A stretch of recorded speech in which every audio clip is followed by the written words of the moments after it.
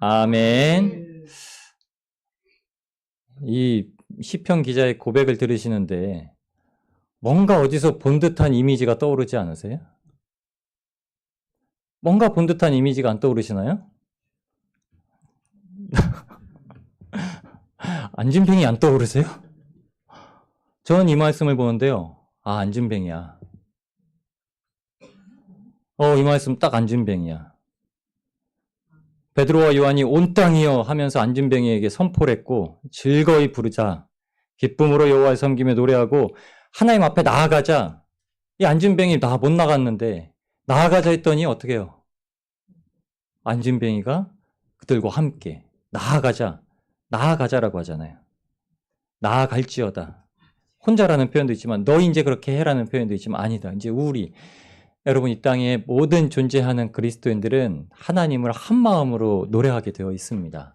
절대 떨어질 수 없는 마음이에요. 똑같은 마음입니다. 이 다른 마음이 아닙니다.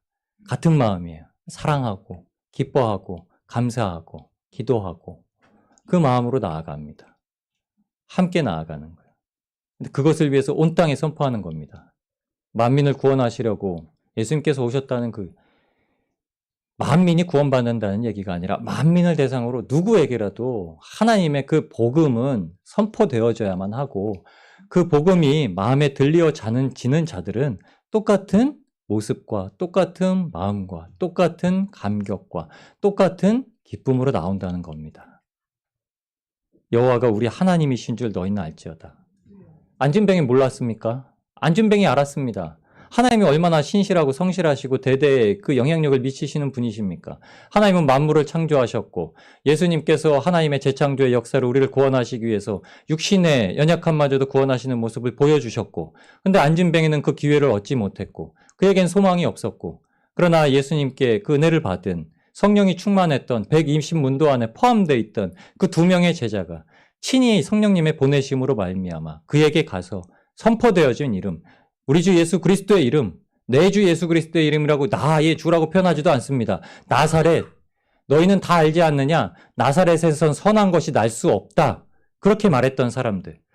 그 낮은 곳, 그 베들레헴 작은 땅에서 만국을 지배할 왕이 나오신다라는 예언의 성취가 그들에게 임하였다는 것. 나사렛 예수 그리스도의 이름, 다른 것이 없습니다. 여러분, 우리가 예수님의 이름이 아니고는 할 수 없는 거예요. 예수 그리스도의 이름으로 기도하게 하셨고요. 예수 그리스도의 이름으로 복음을 전하게 하셨고요. 예수님의 이름으로 선포하게 하셨습니다. 세상은 요동하지 않을 수 없다는 거예요. 예수님의 이름이 어떤 파장을 일으켰는지 저희는 다 압니다. 죽이자. 십자가에 못 박아라. 십자가에 못 박아라. 이 말 누구한테도 했는지 아시나요? 스데반한테도 그랬습니다. 쳐 죽여라. 돌로 쳐 죽여라. 스데반은 리틀 지저스입니다. 작은 예수예요. 예수님과 똑같은 고난을 당하시고 예수님과 똑같이 용서의 기도를 하시고 예수님처럼 하늘문이 열리고 예수님은 공생의 사역을 하시기 전에 하늘문이 열리고 성령의 비둘기같이 임함을 보셨지만 스데반은 하늘이 열리고 예수님께서 보좌 우편에 계심을 보고 나아갔습니다. 영광을 보고. 아픔이 아니라 고통이 아니라 억울함이 아니라 저들의 죄를 사하여 주옵시오 하고 잔이라. 성경 뭐라고 말하죠? 그렇게 하고 장렬히 죽었더라 안 그럽니다. 스데반은 잔다. 잠이 들었다. 분명한 걸 아주 우리에게 표현해 줍니다. 주님께서 다시 오실 때 스데반은 주님과 반드시 깨어 돌아올 것이다. 우리 죽으면 어떡하나요? 우린 죽는다가 아니라 이제 영면에 들었다고 얘기를 하죠. 그리스도인들이 장례를 치를 때는 원래는 영면에 들었다고 얘기를 합니다. 이 세상에서는 주님 오실 때까지 영원히 잠을 자고 있는 존재다. 부모님이 잠자고 있는데 슬퍼할 겨를이 있나요? 육신의 슬픔, 이제는 다시는 깨어서 이야기하지도 못하고 즐거움을 교제하지도 못하고 식사를 나누지도 못하는 그런 아쉬움 때문에 슬픔이 밀려오는 것이지 그 이상의 것, 그 이하의 것도 아닙니다. 억울할 것도 없고요. 주님 안에서 함께 그것을 누리지 못한 자의 헤어짐 때에야 억울한 겁니다. 불쌍한 거고 안타까운 거고 그때에야 슬픈 거고 오늘이 시편 기자는 100편에 감사의 시라고 이렇게 부르면서 얘기를 합니다. 시편 90편부터 106편까지가 이제 제 4권, 시편의 제 4권입니다. 그리고 107편부터 마지막 권이 이제 또 나옵니다. 근데 이 시편 가운데 90편부터라고 말씀을 드리면 앞에부터 막 찾아보시겠죠. 이 시가 어떻게 나오냐면 모세의 시로부터 시작합니다. 90편 시작은 어떻게 되냐면 한 모세가 하나님의 창조 역사를 감탄하며 창조를 노래하는 것부터 나옵니다. 그리고 감사가 이어져요. 그리고 여호와의 지어진 성전 안에 들어가자, 회복되자. 다시금 주님 앞으로 나오자, 여호와께 돌아오자. 모든 예언서에 기록되었던 선지자를 통해서 약속해 주셨던 말씀대로 고백을 합니다. 온 땅이여 여호와께 즐거이 부르자. 여러분 동의하든 동의하지 아니하든 예수님께서 다시 오실 그날, 세상은 환난의 날이라고 부르지만 우리에게는 기대의 날이라고 불리는 주님의 재림날. 그때는 반드시 세상은 뒤바뀌어져야 됩니다. 그냥 주님께서 이 죄악된 세상에 그냥 내려오시는 것이 아니라 주님께서 그렇게 내려오실 때는 무엇이라고 했죠? 요한계시록은 이걸 아주 종말로 표현을 합니다. 그래서 사람들은 아주 두렵게 생각을 해요. 어제도 제가 사모랑 이렇게 가다가 까마귀 떼가 막 너무 많이. 우산은 처음에는 깜짝 놀랐는데 이제는 또 놀라지도 않습니다. 까마귀 떼가 막 진짜 몇천 마리가 막 전신주에 앉아 있잖아요, 전선에. 옛날에 그런 까마귀가 막 나오는 영화는요, 다 재앙 영화, 종말 영화였습니다. 외국 영화들이 그걸 다 재앙의 때로 표현을 했어요. 무섭잖아요. 요한계시록도 사람들이 기피하는 이유는 종말이라는 사상 때문에 그렇습니다. 왜냐하면 우리는 예수님을 믿지만 죽음이라는 것 자체를 뛰어넘어서 살지 못하기 때문에요. 그러니까는 종말이라는 것, 계시록이라는 것 참 무서운 책으로 봅니다.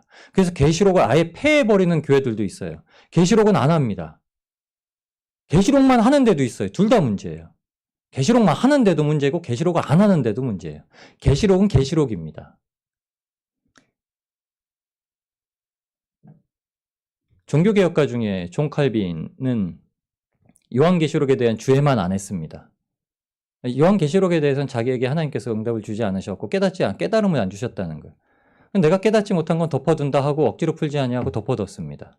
난 계시록은 잘 모르겠어. 계시록은 정확히 어떤 말을 하는지 모르겠어. 근데 존 칼빈을 통해서는 하나님께서 기독교 강우이라는 아주 기독교에 있는 우리가 어떻게 살아야 되고 하나님을 어떻게 알아야 되는지 목차부터 명료하게 적어서 우리에게 귀한 서적을 남겨두었습니다. 맡겨주신 역할을 한 거죠. 아무튼 계시록이라고 하는 것은 무서운 책이 아니라 하나님께서 오시게 될 그날 예수님의 재림은 기다리는 자, 성령 받은 자, 주님을 찬양하길 원하는 자에게는 환대의 날이라는 거예요. 주님을 모셔드리는 날, 주님을 기뻐할 날. 주님 어서 오시옵소서. 그래서 요한계시록 22장에 그 말씀 너무 막 심장이 두근거리지 않으시나요? 마라나타, 마라나타 우리 많이 찬양하시잖아요. 마라나타, 아멘 주 예수 오시옵소서.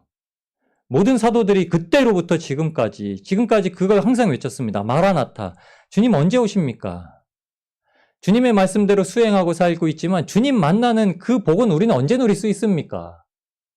이 땅에서 주님께서 동행하시고 계시지만 단순히 우리 마음 가운데 역사하시는 뿐만이 아니라 실질적으로 우리와 동행하셨던 그 3년대 이상으로 기쁨을 주실 주님을 찾고 있습니다. 어서 오시옵소서. 빨리 만나기를 원합니다. 그때처럼 저희는 무지한 말로 어린아이와 같은 말로 주님 앞에 시기하고 다툼하고 누가 큰가 자랑하지 아니하고 주님께서 이루실 나루에 우편과 좌편에 앉아서 총리가 되고 국방부 장관이 될 생각은 하지 않습니다. 그냥 오직 주님께서만 계셔서 주님을 바라보고 사는 것만을 기다리고 있습니다. 여러분 시편 기자도 이 고백을 한 겁니다. 여러분 정말 아이러니하게도 다윗은 왕이었는데도 이 고백을 했습니다. 내 주 대신 내 주를 언제 만날 수 있습니까? 주의 발등상 아래 눕혀지게 될 이 모든 세상 가운데 도대체 그 예수님을 언제 만날 수 있습니까?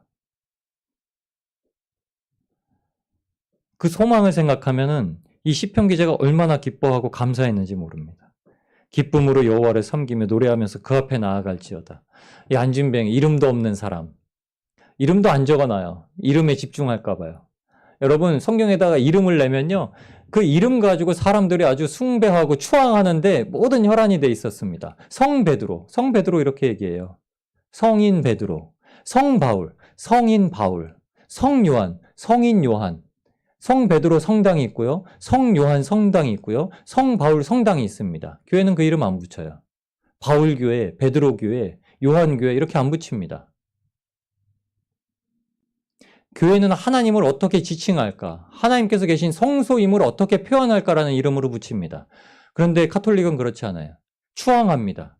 그래서 성당 안에 가면 온갖 성상들이 있습니다. 성화도 많고요. 사람들의 감정을 유발시키는 것들이 많이 있습니다. 근데 실질적으로 그 마음 가운데서 하나님을 찬양하는 것은 어디 있는지 우리가 오늘 말씀 가운데 찾을 수 있습니다. 온 땅이야 여호와를 즐거이 불러보자. 기쁨으로 진짜 여호와를 섬겨보자. 노래하면서 그 앞에 나아가보자. 즐거운가? 즐거우시죠 여러분? 교회 오시는데 찬양 막 부르시면서 오시죠? 막 찬양하면서 즐겁게 오시죠? 즐겁게 오는데 누가 옆에서 방해를 하고 미혹을 하면 어떻게 하나요? 안 믿는 가족들이 그러면 그런 말 쓰지 말라고 제가 몇 번 말씀드렸죠. 남편이 안 믿는 아내가 뭐 그러면 주일날 방해하면 사탄아 물러가라. 한 대 맞고 오고 기쁨이 사라져서 오고 그런 일도 실제로 많으셨어요. 이 모든 예수 이름으로 그냥 탁 하면은 다 이루어질 줄 알고 막 그렇게 행하셨었던 때가 있었습니다. 무엇이 박해받는 것도 기쁘고 하나님 앞에 예배 드리는 것도 기쁘고 돈을 벌어도 기쁘고 못 벌어도 기쁘고 건강해도 기쁘고 아파도 기쁘고 어떻게 이렇게 될 수 있을까요? 주님은 어떻게 우리를 그렇게 만드실 수 있을까요? 어떤 사모함, 어떤 기대감, 어떤 기다림이 우리를 그렇게 만들 수 있을까요? 시편 기자가 얘기합니다. 다윗은 정말 성소를 너무 짓고 싶어했습니다. 이 감사의 시가 다윗의 시라고는 말 못해요. 정확하게 표현은 못합니다. 그러나 아마도 다윗이 지었을 거라는 생각은 듭니다. 그 밑에 101편은 다윗의 시거든요. 다윗은 성전에 올라가면서 그것이 얼마나 성전이 아니었죠. 다윗 때는 성전이 없었습니다. 주님을 모시는 성막이 있었죠. 왕궁에다가 하나님의 언약궤를 모셔두었죠. 앞에 동현이가 막 춤췄잖아요. 찬양하면서. 어제 찬양 연습을 할 때 동현이가 막 찬양을 안 부르고 마이크를 들고 막 춤을 추는 거예요. 동현아 춤추지 말고 찬양을 해야 돼 마이크 갖고. 근데 제가 그 말하고 조금 뜨끔해 있었죠. 오늘 아침에도 좀 뜨끔해 있었습니다. 왜 찬양하는데 왜 춤추면 안 돼? 내가 왜 춤을 추지 말고 찬양하라고 했을까? 찬양되니까? 찬양되는 춤추면 안 돼? 제 생각이, 제가 막 그런 겁니다. 제 스스로가. 다윗이 어땠습니까? 다윗이 하나님의 언약궤를 가지고 들어올 때 어떻게 했습니까? 너무 좋아서요. 덩실덩실 춤을 추면서 성경에는 베옷을 입고 춤을 추었다고 하는데 미갈이 보고서 다윗을 보고서 저 왕으로서 저 꼴이 뭐냐고 했던 거는 아마 이제 그렇게 많이 유추합니다. 춤을 추면서 자기의 옷 저고리 그냥 바지가랑이가 내려가는지도 모르고 속살이 내리는지도 모르고 너무 기뻐서 춤을 추는. 그게 채통으로서 보기 좋지 않다라고 왕비는 그렇게 생각했던 것 같아요. 어떻게 그 후궁들 앞에, 어떻게 그 백성들 앞에서 왕의 권위를 떨어뜨리고 그리 할 수 있냐. 여러분 우리 하나님 앞에 즐거움보다 권위를 따집니다. 하나님 앞에 감사한 것보다 권위를 따져요. 어디 있습니까? 그게 뭐예요? 그게 꼭 있어야만 하는 겁니까? 다윗 왕도 그렇지 않았는데요. 다윗보다 뛰어난 존재들입니까? 우리는요. 다윗보다 감사하고 있는 존재입니까? 그걸 넘어서 감사하고 그걸 넘어서 사랑하려는 건 찾지 않고요. 못 찾습니다. 찾아서 오늘 그래서 찾는 거죠. 이 안진뱅이처럼. 오늘 이 시편 100편의 기자처럼 기쁨으로 여호와를 섬기며 노래하면서 그 앞에 나아갈지어다. 저는 진짜 베드로와 요한이 선포했던 나사렛 예수 그리스도의 이름으로 일어나 걸어라 하고 그 오른손을 잡아 일으키니 말하고 싶었을지도 모릅니다. 기쁨으로 여호와를 섬기며 나아가라 했는데 말하기 전에 먼저 했죠. 말하지 않아도 알아요. 이게 무슨 제품이죠? 제품 PPR은 아닙니다. 너무 유명한 광고 음악이잖아요. 그저 바라보며 땡땡파이인가요 이거? 오리온 정 땡땡파이. 너무 오랫동안 기억. 근데 말하지 않아도 아는 거죠. 하나님을 찬양하러 성소에 들어갔던 진짜 우리의 성전의 본질 대신 예수님을 찾아가서 예수님을 만나기 위해서 들어가려고 했던 베드로와 요한의 마음처럼 오늘 이 시편 기자의 마음처럼 그 안진뱅이도 그 말 선포가 되어지는 단순히 이렇게 들어가라 그래서 하나님을 찬양하라는 말이 아니라 나사렛 예수 그리스도의 이름으로 전했더니 그 예수 그리스도를 찾아 나아가는 열망과 갈망과 감사와 기쁨과 이것들이 그에게서 나왔던 겁니다. 우리 이렇게 고백할 수 있는가요? 우리 이렇게 고백할 수 있습니까? 고백해야 됩니다. 이게 우리의 고백입니다. 이게 우리의 고백입니다. 우리가 익히 들어왔던 고백이고요. 우리가 익히 들어왔었지만 무언가 그것보다도 더 중요하게 여겨야 될 것들이 있는 것처럼 보여지는 세상에서 끊임없이 싸우고 있는 싸움입니다. 사탄이 쓰는 방법은 잘들 아시죠? 사탄은 하나님이 가장 기뻐하시는 것들을 세상의 기준으로 올감해서 못 쓰게 합니다. 너무 기뻐하고 막 이렇게 하면은 좀 자제하라고 푼수라고 그러고 막 이렇게도 얘기를 해요. 너무 기쁜 걸 어떻게 해요? 그 찬양도 있지 않습니까? 예수님이 좋은 걸 어떡합니까? 좋은 걸 어떡하라고요? 혹시 보셨나요? 아침에 동현이가 찬양을 막 하고 나서 아빠한테 잘했어. 인간적으로 잘했다는 건가요? 잘했다는 거잖아요. 지금 찬양하고 있는 거잖아요. 하나님께 영광 돌리는 거잖아요. 잘했잖아요. 근데 우리는 그렇게 안 하잖아요. 옆에서 막 잘했으면 잘했어. 막 이런 거 안 하잖아요. 중간에. 하나님 앞에 즐거운 거, 하나님 앞에 감사한 거. 감사를 어떻게 제어합니까? 절제라는 건 어떤 선과 범위를 넘어서지 않게 하는 게 절제입니다. 근데 하나님께서 주시는 감사와 기쁨은 솔직히요, 누를 수가 없습니다. 누르면 넘쳐요. 아시나요? 항아리에, 요한복음 2장에 가나 혼인잔치에서 주님께서 큰 항아리에다 물을 가득 채우라. 아기까지 가득 채우라는 말은 찰랑찰랑인 겁니다. 그 상태에서는 뚜껑을 덮으면 확 넘쳐버려요. 지금 넘칠 준비가 되어 있는 상태라는 겁니다. 그래서 절제하라는 겁니다, 여러분. 기쁨을 점치하면 넘쳐요. 감사를 절제하면 넘쳐요. 기쁨을 누르면 넘치고 감사를 누르면 넘칩니다. 세상 것은 차 있지가 않기 때문에 세상 것은 절제해서 누르면 아래로 내려가요. 근데 주님께서 주시는 기쁨과 감사와 희락 이런 것들은 다 충만하기 때문에 하나님의 열매, 성령의 열매들은 절제하려고 누르면요 넘쳐요. 사랑을 누르면 넘쳐요. 기쁨을 누르면 넘쳐요. 화평을 누르면 넘쳐요. 온유를 누르면 넘쳐요. 세상 것은 누르면 막힙니다. 그러니까 우리는 하나님께서 두 가지를 주신 거예요. 두 가지를 다 절제하라는 거예요. 절제의 표현은 하나님의 것을 절제하려고 하면 넘칩니다. 자제하려는 거죠. 자제하려는 이유는 덕 때문에 그럽니다. 덕. 나만 생각하는 게 아니라 형제를 생각하기 때문에 절제하는 거예요. 형제를 생각해서 누르면 넘쳐요. 넘쳐나 버려요. 전해져 버리고 말아요. 성령님의 역사가 일어나 버리고 말아요. 근데 형제에게 덕을 세우지 못하는 육체의 것을 누르고 막으면요. 형제에게 더 큰 덕이 돼요. 그게 성령의 열매처럼 돼버리는 거예요.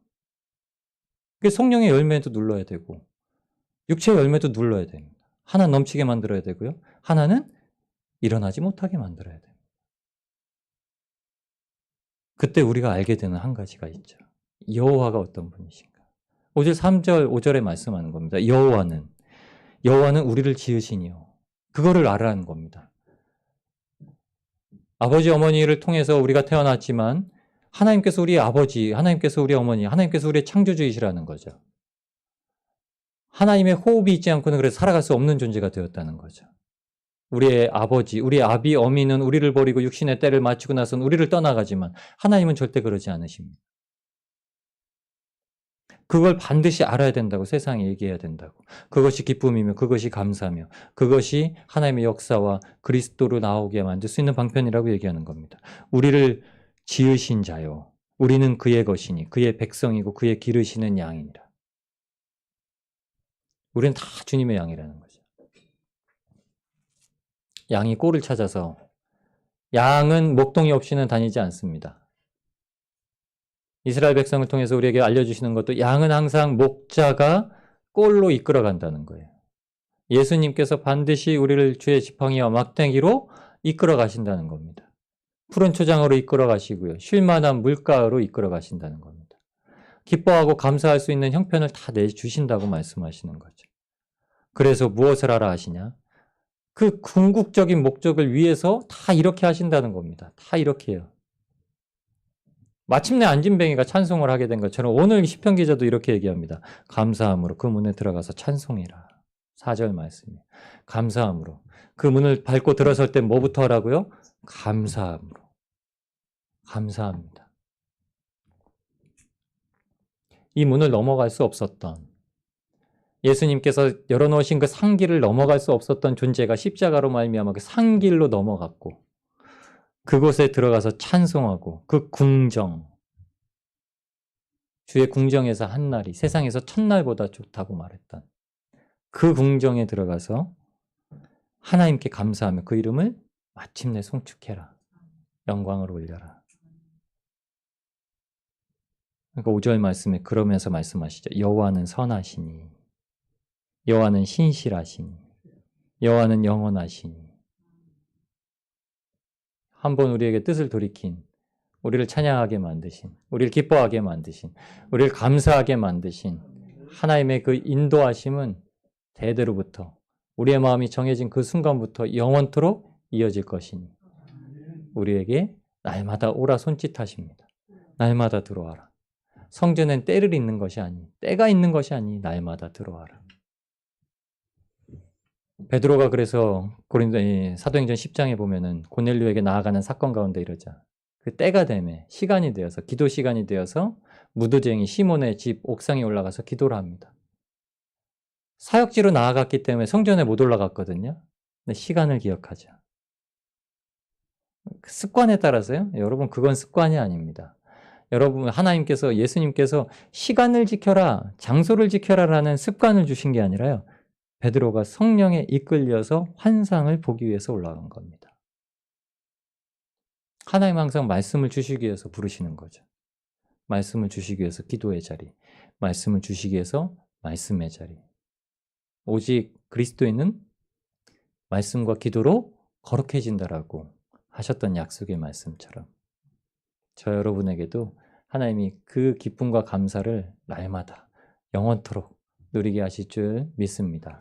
그래서 날마다 하나님께서 찾으시는 그 자리, 그 자리에 가셔서 주님을 만나시며 오늘의 삶보다 내일의 삶이 더 기쁘시고 오늘의 삶보다 내일의 삶이 더 감사하며 날마다 믿음이 자라 주님과의 교통함이 넘쳐나시는 복된 성도님들이 되시길 주님의 이름으로